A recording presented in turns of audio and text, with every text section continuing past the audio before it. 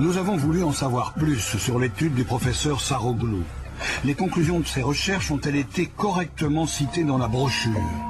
Les principes de Jéhovah mêlent-ils réellement au bien-être? C'est pas faux, c'est une partie de la réalité. Une réalité qui est incomplète, on ne reflète pas la totalité de l'enjeu dont il s'agit ici. L'autre partie de la réalité, oubliée dans la brochure, la voici. Nous sommes tentés de croire que le bonheur trouvé à l'intérieur de ces groupes a quelque part un prix, celui de la liberté. Perdre sa liberté de choisir, de décider, c'est aussi ce que constatent les psychologues sur le terrain. C'est pas la démocratie, la laïcité, tout ça qui est important, c'est Jéhovah. C'est Jéhovah qui passe d'abord partout. Donc ils ne peuvent pas être des citoyens, ils ne peuvent pas penser par eux-mêmes, ils ne peuvent pas voter, ils ne peuvent pas avoir une décision quelconque, puisque ce qu'il faut faire, c'est écrit quelque part, ils n'ont qu'à suivre le mode d'emploi, le prêt-à-penser de ce qui est écrit. C'est tout.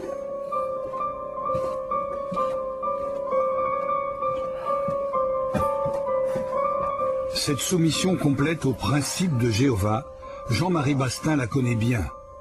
Il a été témoin de Jéhovah pendant 23 ans. Qu'est-ce qu'il y a là-dedans? C'était le mode d'emploi de la vie chez eux. Aujourd'hui, à cause de ce mode d'emploi, il ne voit plus sa fille, qui est toujours témoin de Jéhovah. Les relations sont pratiquement rompues depuis qu'il a quitté le mouvement. Une fois qu'on a quitté, parce que quand vous faites une lettre de 10 associations, eh bien, de la seconde à la seconde, dès qu'ils apprennent, leurs livres, leurs enseignements disent qu'ils ne peuvent plus fréquenter la personne qui s'est retirée, même si ce sont ses parents, sauf si elle vit toujours sur le même toit. Ce n'était plus le cas, donc nous avons constaté. Depuis qu'ils ont quitté l'organisation, Jean-Marie et Michel Bastin ont tenté de reprendre une vie normale. Ils ont multiplié les tentatives pour renouer les contacts avec leur fille, en vain. S'il y a un message qui peut passer, on peut lui dire qu'on est malheureux. On est heureux d'avoir quitté, mais malheureux que des sanctions comme ça soient appliquées par des gens qui se disent chrétiens. Un enfant qui est vivant, qu'on ne voit plus, qu'on doit considérer comme mort, comment voulez-vous faire le deuil?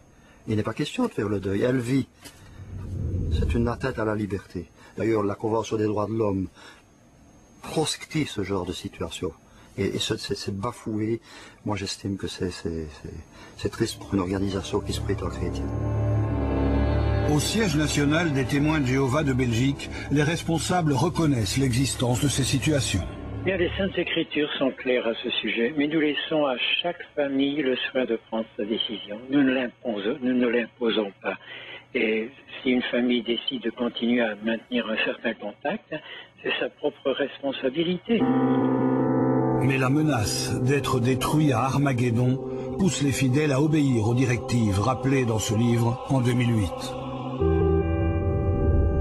L'autre cas de figure est celui d'un parent excommunié. Bien qu'en de rares occasions, des contacts limités puissent être nécessaires, tout contact de ce genre devrait être réduit au minimum. Lorsque on quitte les témoins de Jéhovah, ou lorsqu'on s'éloigne d'eux sans même les quitter en disant « je vous quitte », on perd tous ses amis.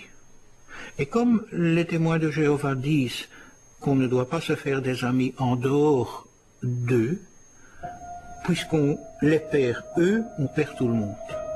Moi, mes parents, à l'heure actuelle, ils ont coupé absolument tout contact avec moi. Je suis mort pour eux. Il n'y a vraiment plus rien. Ma mère m'a envoyé une lettre, où elle m'avait dit tu as de la chance d'être heureux. Elle admettait que j'étais heureux, mais j'étais pas heureux comme je devais l'être. C'est-à-dire négation du bonheur s'il n'est pas dans les termes imposés par les témoins de Jéhovah. D'autres ne le peuvent pas parce qu'ils sont rongés par la culpabilité et le chagrin. Elle parlait d'elle et de mon papa. Et après elle disait nos bras te seront à nouveau ouverts lorsque tu te décideras à nouveau à mener une vie pure. En clair, la porte est fermée tant que tu ne deviendras pas témoin de Jéhovah à nouveau. Hugo non plus ne peut plus voir ses parents autant qu'il le souhaite. Il a connu Lisa chez les témoins de Jéhovah. Depuis qu'ils les ont quittés, ils connaissent le même genre de problème avec leur famille.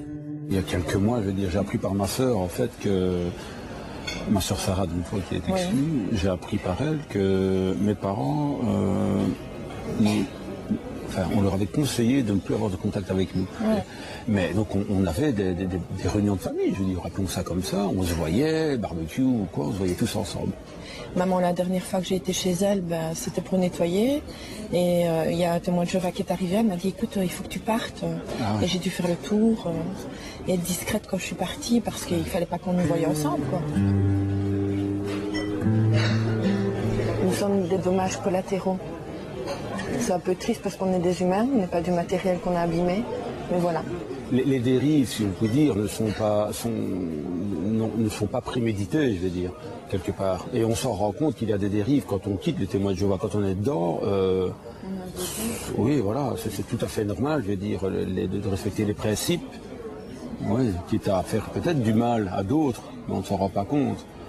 Donc à partir du moment où ce n'est pas intentionnel, je vais dire, je peux pas vouloir aux gens, quoi.